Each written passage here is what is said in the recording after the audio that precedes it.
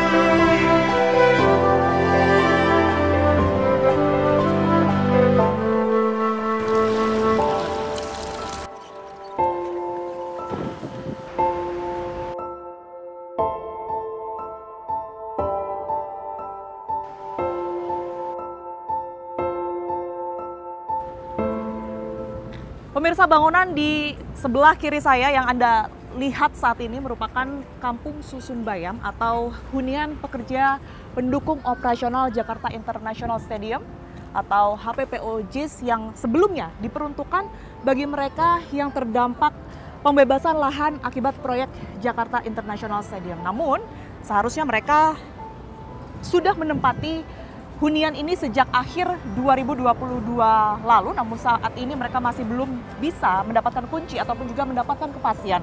Bahkan akhir 2023 lalu sebanyak kurang lebih 40 hingga 50 kakak memaksa untuk masuk dan tinggal di dalam tanpa air dan juga tanpa listrik. Saya akan masuk ke dalam untuk mencari tahu bagaimana kondisi mereka. Kita temukan faktanya. Saya sudah janjian dengan salah satu warga ya. Mereka ada di lantai 2, kita coba naik. Oke, ini nampaknya adalah air yang mereka tampung ya. Karena informasi sementara yang kami terima bahwa mereka harus menampung air dari sumur yang mereka buat sehari-harinya untuk digunakan sehari-hari karena tidak ada air lagi-lagi di sini.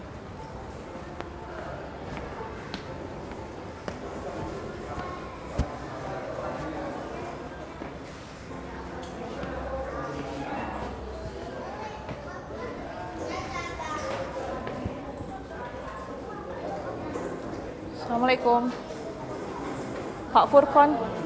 Izin Pak Furkon, Tiara dari Fakta TV One yang tadi menghubungi Pak Furkon.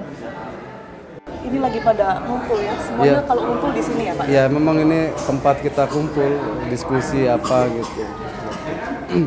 Saya boleh dengar ceritanya Pak Furkon ya, sekaligus mungkin sedikit cerita-cerita dan lihat ruangan, boleh Pak Furkon? Boleh. Ini kita lewat ke sana dulu ya? Nggak apa-apa, pakai aja. Oh nggak apa. Ini siapa? Jadi yang ada di tower ini berapa banyak Pak? Ini yang sekarang kan 40 kakak. 40 kakak yang ada di sini ya? Dari total kalau nggak salah kan? 50. Tapi kalau yang di Kampung Bayam ini 640 ya? Atau? Emang kita kelompok tani yang memang mengikuti pelatihan. Jadi ada kelompok yang memang mengikuti binaan. Artinya kita selama sepanjang pembangunan ini kita dilatih kan gitu. Oke, jadi yang ikut pelatihan itu 50. Iya, 50 kakak dan yang ada di sini semuanya. Iya.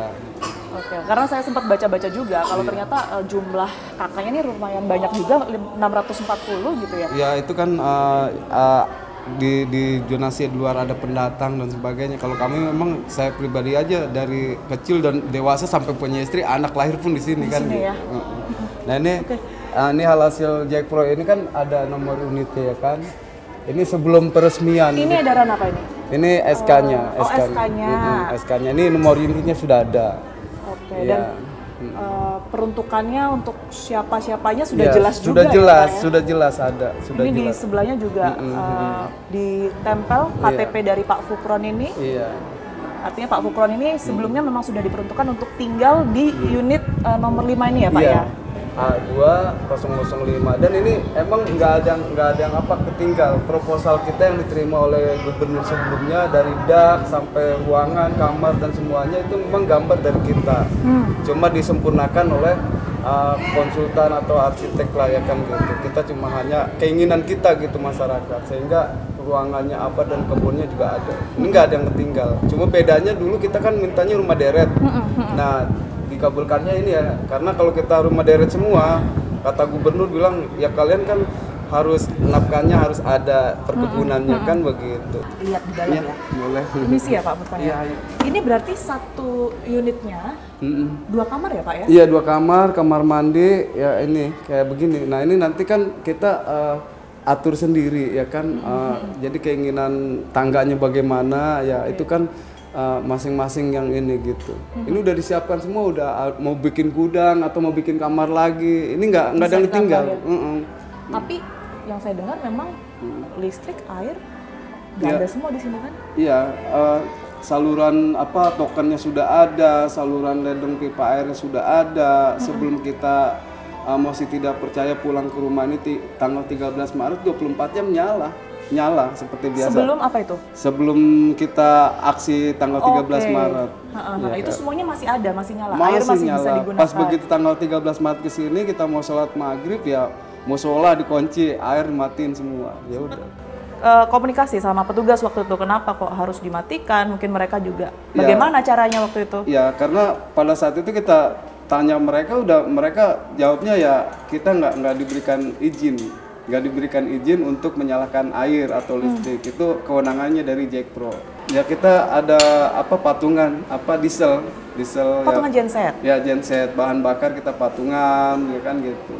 Ya supaya yang penting kita mikirnya bagaimana anak-anak bisa belajar ngerjain PR kalau udah batas kemampuannya bensinnya habis gitu jam 12 atau jam 1 mati ya udah ya tidur ini ya kan. Nyalanya biasanya jam berapa itu genset? Ya tergantung dari nanti datang kumpul semua kolektifan. Ya kita datang semua urunannya cukup bisa dapat 10 liter, 8 liter ya udah kita beli ya nyala genset gitu.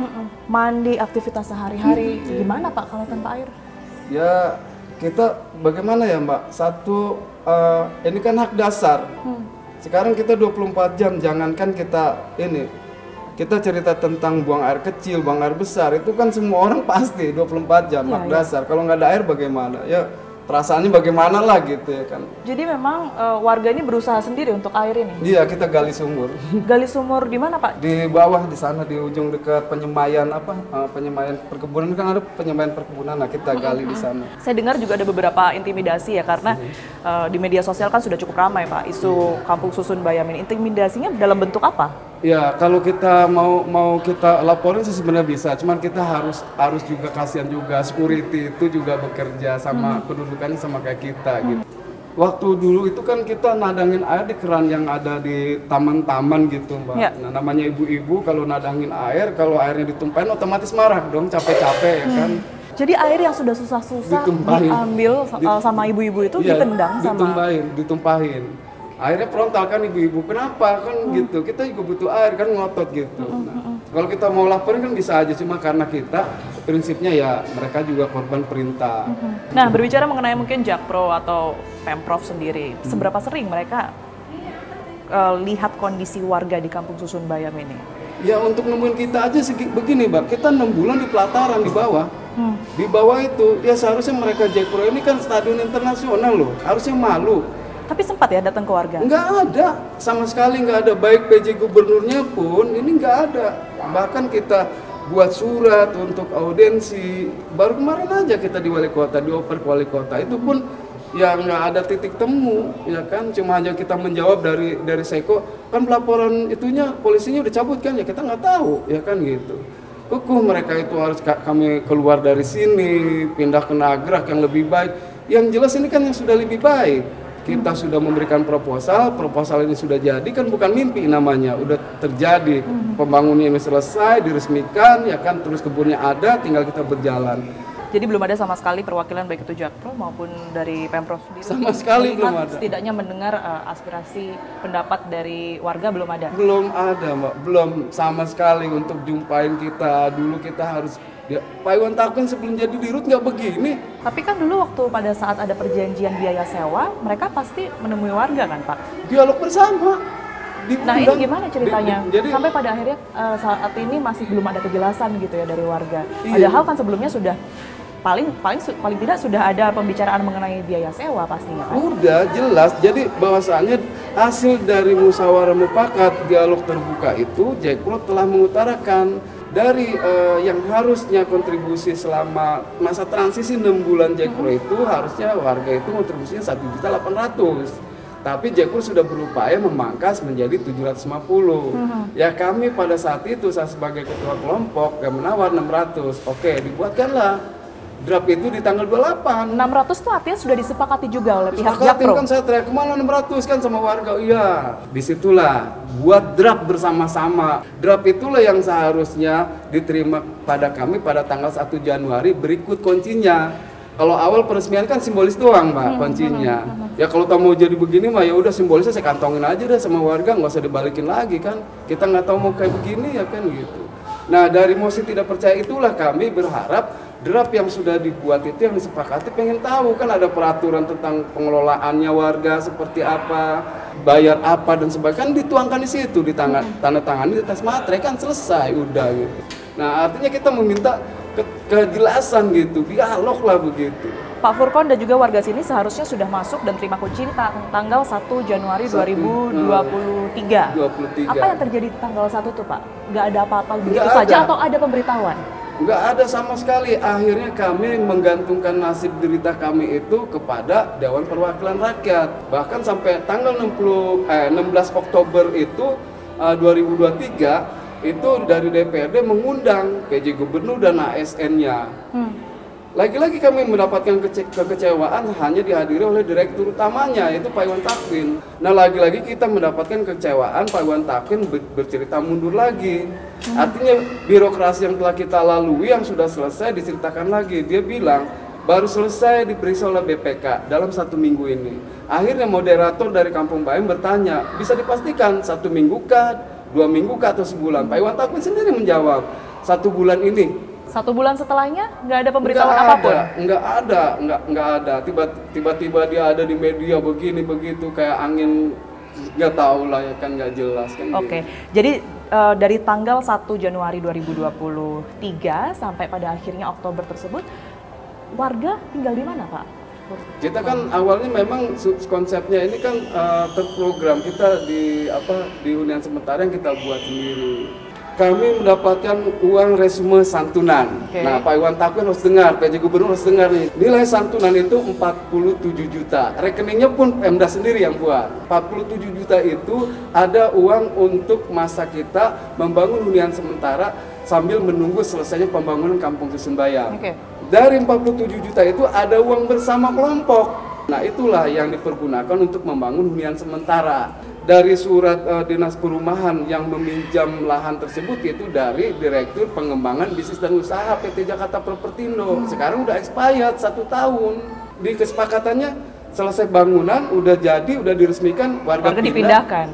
Pindah. Selesaikan berarti. Nah sampai sekarang kita di sana udah dipatok, udah udah disegel oleh DPRKP. Tanda tanya yang kuat dong bagi kita. Buat apa lagi ini kan gitu. Sementara nggak ada pendekatan, dialog kan gitu. Nah ini sekarang yang tinggal di sini yang berfungsi berapa lantai Pak Furkon? Ini aja, lantai ini lurus Pak. Oh di lantai 2 ini aja Di ya? lantai 2 ini aja. 50 kakak semuanya ada di sini? Iya. Di atas kosong? Kosong. Ya, kita tinggal tunggu aja mata hatinya PJ Gubernur gitu. Itu nggak usah lagi bercerita mau bikin rusun lagi, harga rusun sama harga kunci mahal mana begitu aja. Itu sempat kemarin bercerita, saya mau masuk ke sana Pak Furkon. Kalau seandainya itu betul terjadi, warga yang di sini diminta untuk dipindahkan lagi ke rusun yang informasinya ini di Priok ya, di Priok Jakarta Utara, dibangunkan baru, bagaimana? Kalau menurut saya inilah bangun dulu lah, mau buat 2025. Nah kemarin kita udah setahun lebih di sini, dibiarin aja didamparin. Oke, tapi setelah itu jika ada kepastian, sebenarnya warga mau saja dipindahkan ke mungkin rusun lain, tidak ada di rusun Bayam ini. Wah, bisa dikomplain warga lain, Mbak. Kenapa bisa kampung susun sudah dibuat ada. Peruntukannya tadinya untuk udah warga. ada. Lalu kita mau misalkan dipindahkan pasar rumput ya. Di pasar rumput kan ada warga di sana yang harus ditata. Kalau dibangunkan baru? Dibangunnya di mana misalkan posisinya, atau di Pademangan kah, atau di mana kah, atau di Koja kah? Ya disitulah warga yang kumuhnya kayak kami yang tarafnya di bawah rendah ya kan. Ya itulah yang ditata. Kampung Bayam ini sudah ditata, sudah ada, tinggal apa susahnya, ini buat apa sih, bingung gitu loh. Oke. Kalau tidak kunjung ada titik terang, apa yang dilakukan warga? Kalau tidak ada kunjung, kami sebagai rakyat, kami akan sekuat-kuatnya teriak. Makasih banyak Pak Sama-sama, Firkon Mbak. atas waktunya untuk Tim Fakta. Sama-sama. Sehat selalu.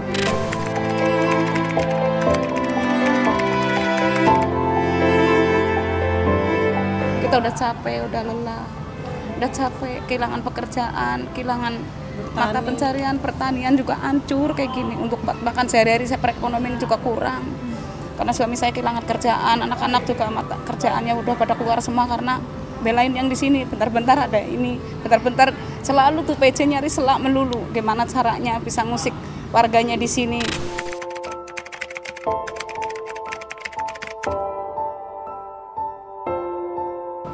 Seharinya Ya tentu sih ya Kak, semampunya ya ada 7.000, ada 10.000 gitu. Seikhlasnya Karena warga. Iya per kakak. Karena kan kalau semisal kita dapatnya 100 sampai 150 berarti kan Sampai bisa pagi. sampai pagi. Kalau Kalau dapatnya sedapatnya sedikit ada ya. 80, ada 90 ya mungkin jam 2 udah mati. Jam 2 gitu sampai ya. pagi. Itu aja.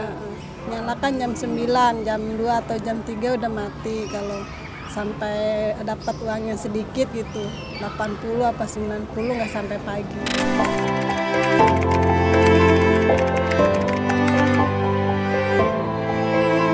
Tetap saya nggak mau keluar, mau dibikin rumah rusun baru juga saya nggak mau tetap di sini karena saya udah ngerasa itu hak milik kita karena nomor SK, nomor unit semuanya udah lengkap, surat-surat udah lengkap. Cuman aku minta PJ-nya suruh ngasih turunin kunci doang, jangan bilang mau dibikin rumah baru. Ini kan udah khusus untuk Kampung Bayam dari sebelumnya dibangun, sesudahnya dibangun. Cuman tetap saya mau bertahan di sini, jangan sampai dibikin ibaratnya hak milik orang lain gitu. Memang saya nggak terima pada tetap mau di sini, mau disingkirin mau kayak apa tetap kita mau tetap tinggal di sini. Saya cuman intinya minta kunci doang. Mau sampai kapan kita begini terus? Emang tega ngeliat rakyatnya susah diginiin terus. Anak gak sekolah 2 minggu karena gak pegang duit. Pemerintah tahu apa? Kita manusia dipindahin taruh di Rusun Nagrak yang jauhnya jaraknya di sekolah itu.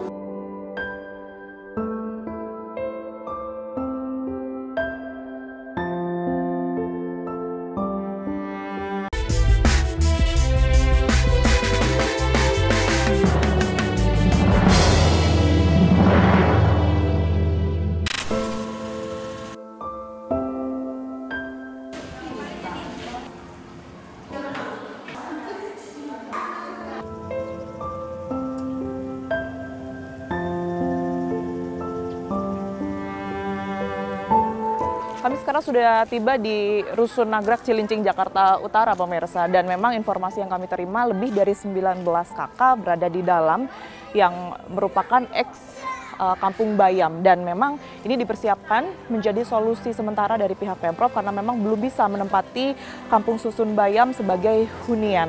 Dan kita akan cari tahu apa yang sebenarnya membuat atau menjadi alasan mereka memilih Rusun ini sebagai tempat tinggal sementara dan tidak memilih Kampung Susun Bayam ini untuk mempertahankan huniannya. Kita akan temukan faktanya. Sekarang kalau kerja jadi berangkatnya subuh,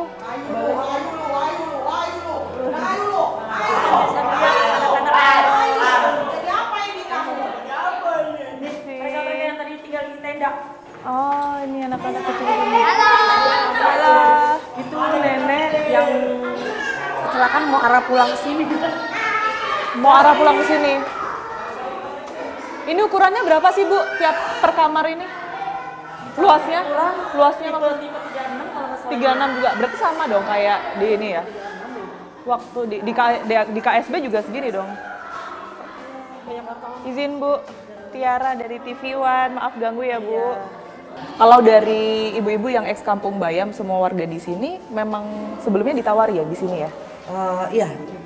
Kita ditawarin gimana? Tapi ditawari maksudnya untuk siapa yang menawarkan untuk tinggal di sini sebelumnya?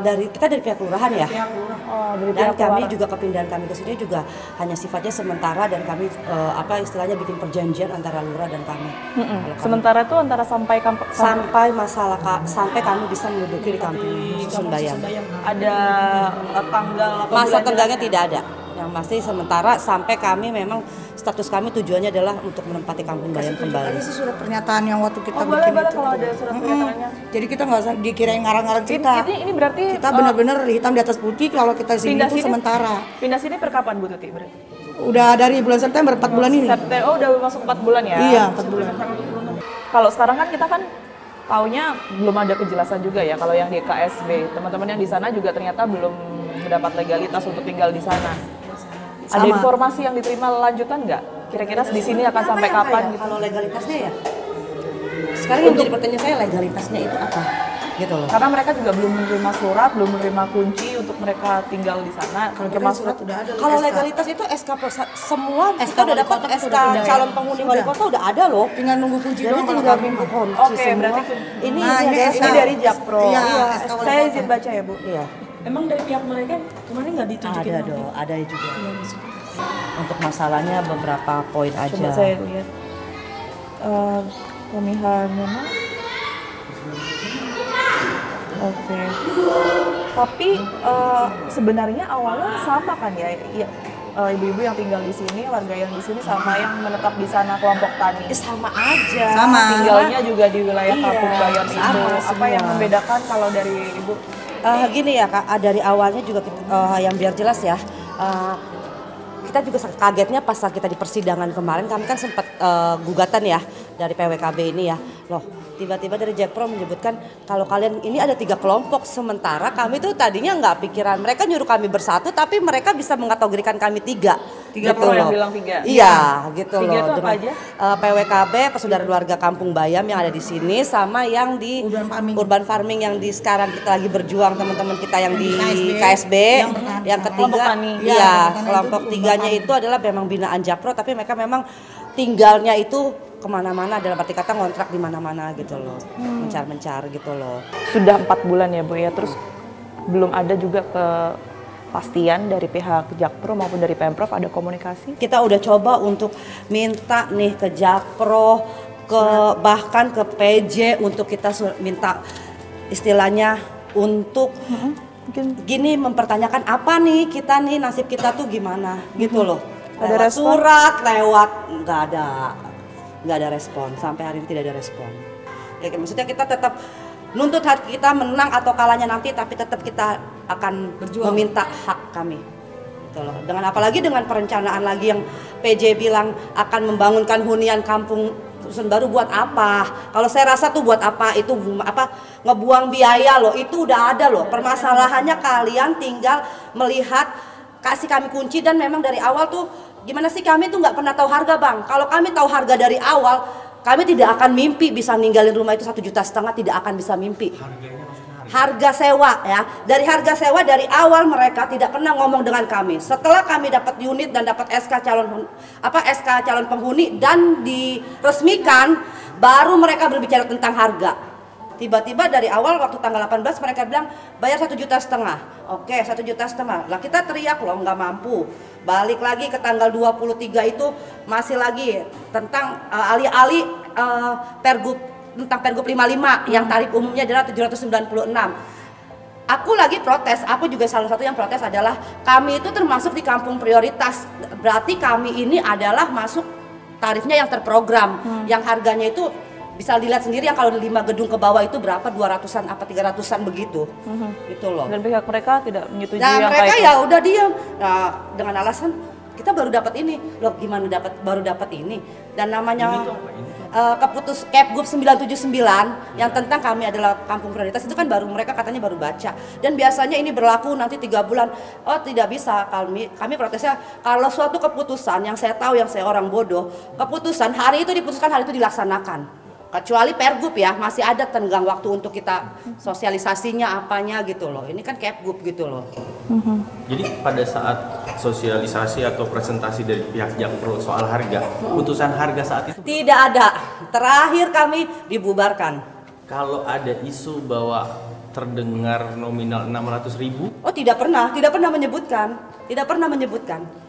Yang mereka alih-alih adalah tarif Pergub 55 yang untuk umum. Udah itu yang kami tahu. Kami coba bernego tapi tidak direspon, tidak diapain. Dan dia selalu bilang, udah ada kesepakatan dengan warga, Sepakat dengan warga yang mana? Pertanyaan saya.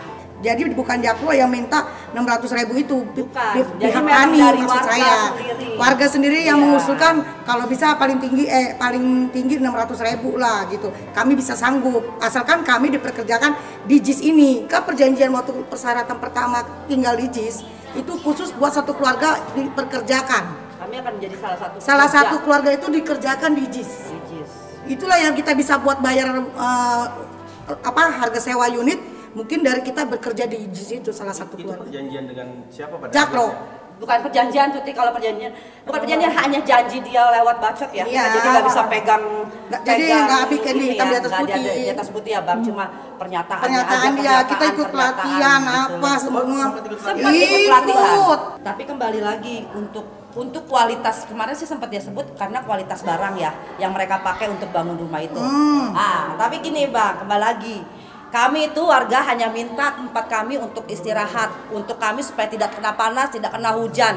Kalau Anda buatkan kami spesifikasinya dengan harga yang mahal, itu kami bisa bilang itu derita Anda. Kedua, kenapa mereka datang malam-malam ngumpulin kami untuk nyurvey apa penghasilan kami berapa, pekerjaan kami apa, tapi ternyata ngasih harga kami sama kayak yang di luar sana yang orang-orang kaya. Dari awal mereka tuh ngedampingin kami tuh tahu harusnya kalau untuk seperti itu gitu loh. Udah diresmiin. Selesai juga kita disepak dari situ JIS.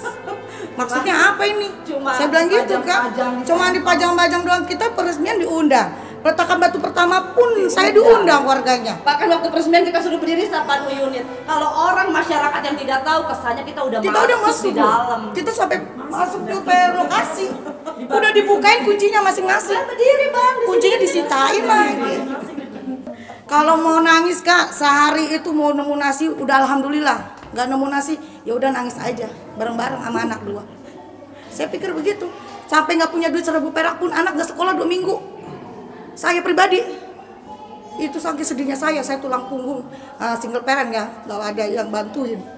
Coba anak nggak sekolah 2 minggu karena nggak pegang duit. Pemerintah tahu apa? Pindahin anak kucing, pindahin anak kucing aja kita naruh di pasar biar dia kenyang makan. Biar dia bisa hidup makan kenyang, itu taruh di pasar biar dia tuh tidak merasa kelaparan di pinggir jalan, ketabrak mobil kayak apa, enggak. Kita manusia dipindahin taruh di Rusun Nagrak yang jauhnya jaraknya ke sekolah itu kira berapa kilometer dari sini ke Nagrak. Dari ke sekolahan anak saya di Sunteragung itu. Saya pribadi terpuruk semenjak tinggal di sini tuh hancur saya. 1 hari 50.000 aja itu udah kalau nemu udah syukur. Kadang 50.000, kadang buat 1 minggu. 50.000 itu kadang buat 1 minggu. Bayangin aja Kak, anak 2 sekolah SMP dan SD itu dari pagi sampai sore. Kadang-kadang mirisnya bagaimana? Di mana hati nuraninya ini pemerintah? Karena saya mau sedih, mau nangis. Makanya saya kemarin waktu dengar baru tinggal berapa bulan udah kena tarif sewa di sini itu juga pikir lagi apa mau buat apa bayarnya. Tapi ya pemerintah pada bilang ya enak, udah nyaman tinggal di Nagrak. Kebun bayam warganya saya bahagiakan di Nagrak. Bahagia dalam bentuk apa? Bentuk apa yang mau saya tanya bahagia dari mana? Saya coba usaha pun di sini nggak ada jalan keluarnya. Karena akses segala itu jauh, ke pasarnya jauh, kita nggak ada motor, kagak ada kendaraan, naik Jaklingko harus pakai kartu. Yang tadinya biasanya mulung jadi nggak bisa mulung karena bingung mau naruh tempatnya. Penampungan itu barang-barang bekas mau taruh di mana? Di sini kan banyak peraturannya, ibaratnya kan nggak bisa kotor, nggak bisa ini dan itu. Mau naruh di mana? Rongsok-rongsokan itu. Yang aku agak sedikit kecewa dengan pemerintah ini, kepindahan kami di sini pun mereka anggap gini, nanti di sana tetap ya bayar air, bayar listrik. Itu udah kewajiban. Kewajiban. Jadi Kita seolah-olah pemakaian kami tiap ini tuh bulan, memang tiap maunya hari. gratisan dari dulu di media kami ini maunya gratisan. Gila kali kita juga tahu. Kita punya ada. Kita bayar tetap air listrik. Aku sampai bilang sama teman-teman lu nggak bisa beli token ya lu mati gelap-gelapan. Silakan nikmatin hidup lu. Kami sering Sampai mati listrik gitu. Sampai Iya, mati listrik sampai dia pada punya uang uang lagi beli token. Kita harapkan semoga ada tanggapan ya dari ini semua ibu-ibu dan juga suara yang baru saja diungkapkan bisa segera didengar dan ada perubahan situasi yang lebih baik setidaknya dari saat ini. Terima kasih banyak ibu-ibu. Kita temukan fakta selanjutnya. Kita belum pernah sepakat karena kami menawarkan skema-skema itu karena dalam proses ini kami melakukan diskusi. Jadi belum angka yang disepakati.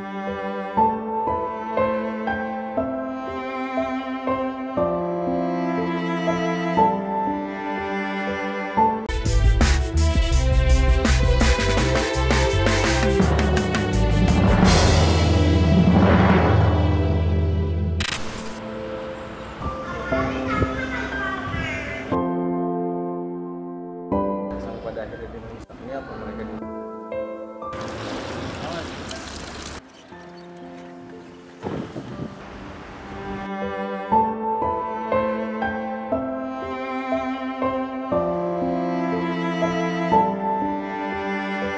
Kami sudah tersambung melalui Zoom dengan Direktur Utama PT Jakarta Propertindo atau Jakpro, Pak Iwan. Selamat siang, terima kasih sudah meluangkan waktu untuk fakta. Selamat siang, Mbak. Kita tahu ya untuk permasalahan Kampung Bayam ini belum selesai, ditambahkan di akhir tahun kemarin warga sebanyak 40 kakak ini memaksakan untuk tinggal di Rusun Kampung Bayam dan mereka hidup di sana tanpa air, tanpa listrik begitu.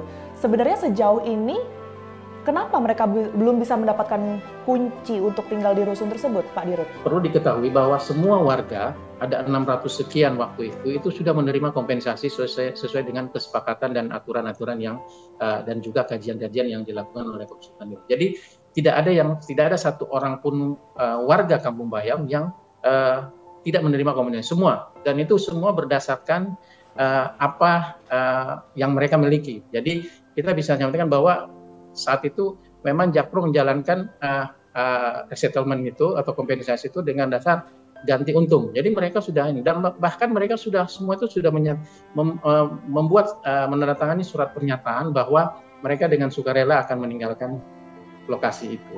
Di sini sudah jelas bahwa ada proses-proses sebelumnya yang sudah dilakukan, kaidah-kaidah resettlement yang sudah dilakukan dan disepakati bersama.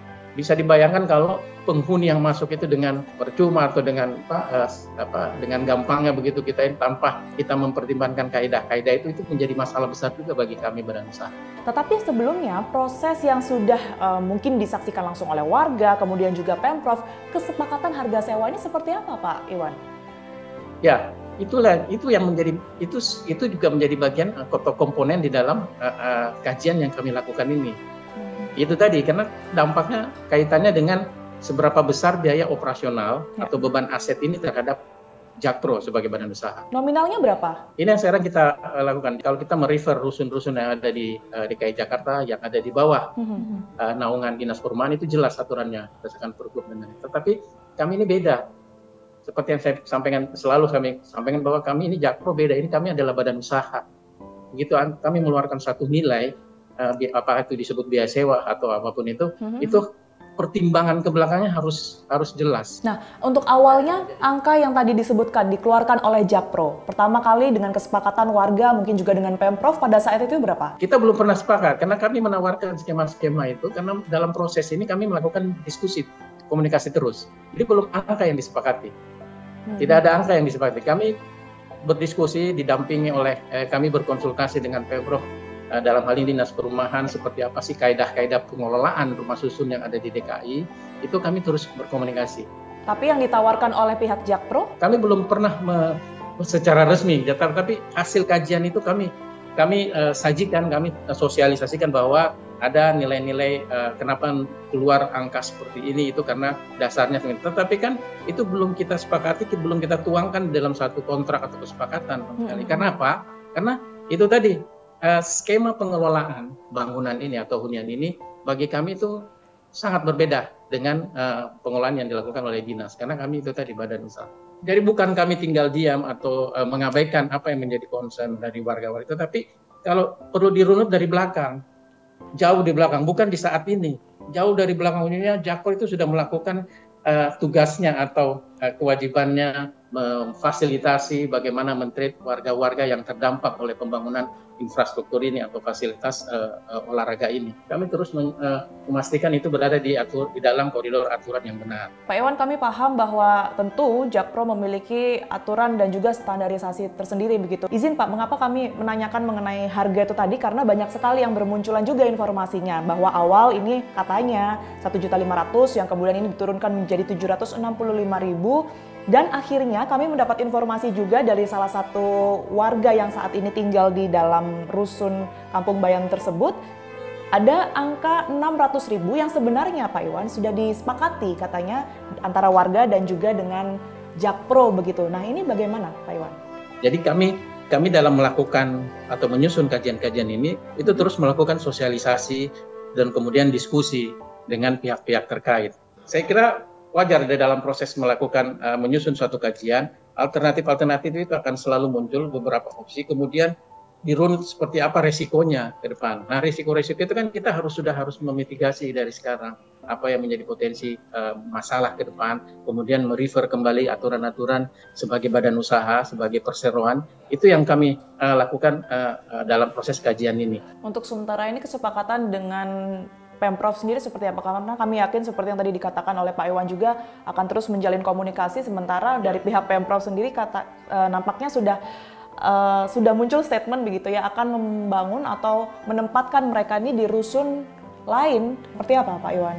Saya kira dari awal, bukan cuma sekarang, dari beberapa bulan sebelumnya, Pemprov DKI itu sudah memberikan solusi, bahkan menjamin bahwa mereka bisa ke beberapa rumah susun yang sudah disediakan. Fasilitasnya juga sangat bagus, sangat lengkap. Nah, itu menjadi satu solusi menurut kami yang bisa mengakomodir apa yang menjadi harapan atau aspirasi dari warga Kampung Bayam ini. Terima kasih Pak Iwan sekali lagi atas waktunya, sehat selalu. Kita temukan fakta selanjutnya. Jadi gini, saya kan harus mendengar aspirasi masyarakat. Saya juga harus menghargai Jakpro yang perseroan. Selaku pemilik bangunan, menjalankan perseroan itu ada kaidah-kaidah aturan, harus menjaga GCG, harus menjaga akuntabilitas yang baik. Maka saya memberikan beberapa alternatif, bisa di tempat di Nagrak, bisa di Pasar Rumput, dan kami akan bangun kembali atau tanah pasir yang sudah ada, kami akan bangun kembali rumah susun di sekitar sana. Nah, sehingga silakan warga memilih. Ya. Rencana bangunan baru itu Pak? Udah, dari saya kan bicara dengan Pak Asbang sejak bulan November, kita bahas. Oke, cukup. Ketika memutus itu partisipasi masyarakatnya sangat minim. Artinya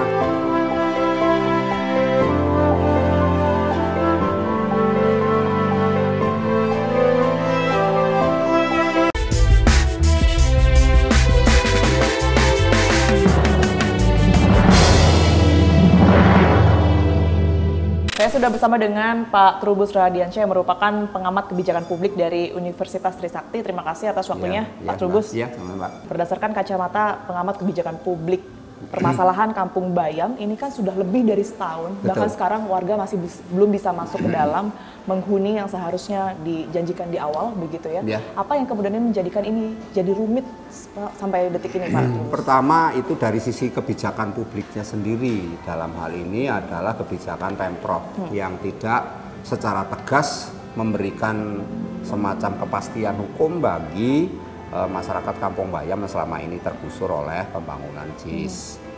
Meskipun demikian, memang sudah diberikan kepada kewenangan sebenarnya yang dimiliki oleh Jakpro. Pengelola ya? Pengelola, sebagai pengelola. Hanya persoalannya kan Jakpro ini tentu di dalam melaksanakan dasarnya kan dasar legalitas, ya kan? Di mana kemudian masyarakat yang didata menerima sudah diberikan semua. Itu alasan Jakpro. Dalam hal ini memang harus dilihat dua hal itu. Pertama dari sisi kebijakannya sendiri yang memang tidak tegas, kan itu kebijakan sangat elitis gitu ya. Ketika memutus itu partisipasi masyarakatnya sangat minim. Artinya kan itu sebenarnya harus melalui dialog. Yang ada adalah kebijakan dibayarkan uang istilahnya kerohiman atau ganti rugi kepada mereka di situ, tetapi hanya pada konteksnya itu secara administrasi, belum pada bagaimana konteksnya terhadap mata pencahariannya.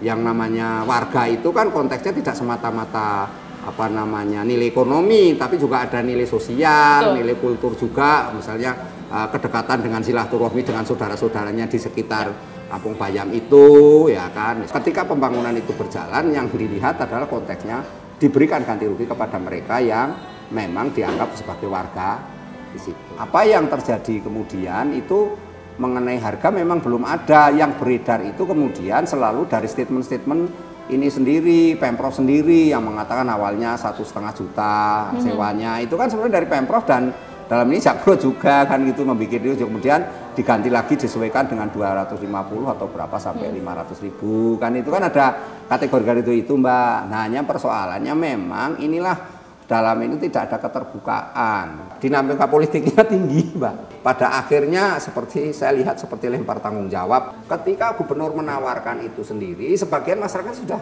ada yang menerima secara baik-baik karena menyadari juga nggak akan ini. Tapi sebagian lagi kemudian seperti yang menolak tinggal sedikit, tetapi kemudian ini kontenjen Pak menular. Kayak ada yang mengkoordinir, akhirnya supaya balik lagi ke situ, rame lagi gitu. Yang dulunya menerima jadi nggak menerima lagi gitu. Jadi inilah kemudian saya melihat memang yang terjadi adanya semacam upaya-upaya untuk melanggengkan konflik ini, Mbak. Baik, Pak Trubus, terima kasih banyak atas pandangannya. Sekali lagi, saya selalu semoga ini bisa segera menemukan solusi ya Pak, permasalahan Kampung Bayam ini. Hingga saat ini warga Kampung Bayam masih terus menagih janji agar mereka dapat tinggal di Kampung Susun Bayam, baik itu kepada Pemprov maupun pada PT Jakpro. Mereka masih merasa bahwa harga sewa yang ditetapkan ini sangat tinggi dan mereka tidak menyanggupi untuk membayar angka tersebut setiap bulannya. Sementara sejak awal PT Jakpro menyebutkan bahwa belum pernah ada kesepakatan harga baik dari warga kepada Pemprov maupun juga PT Jakpro. Saat ini pemerintah Provinsi DKI Jakarta masih terus mengotak-atik strategi mencari solusi agar warga Kampung Bayam ini dapat tinggal, salah satunya adalah dengan wacana membangun rumah susun baru di kawasan Priok, Jakarta Utara. Apakah solusi ini efektif? Saksikan terus Fakta setiap hari Senin pukul 8 malam, hanya di TV One.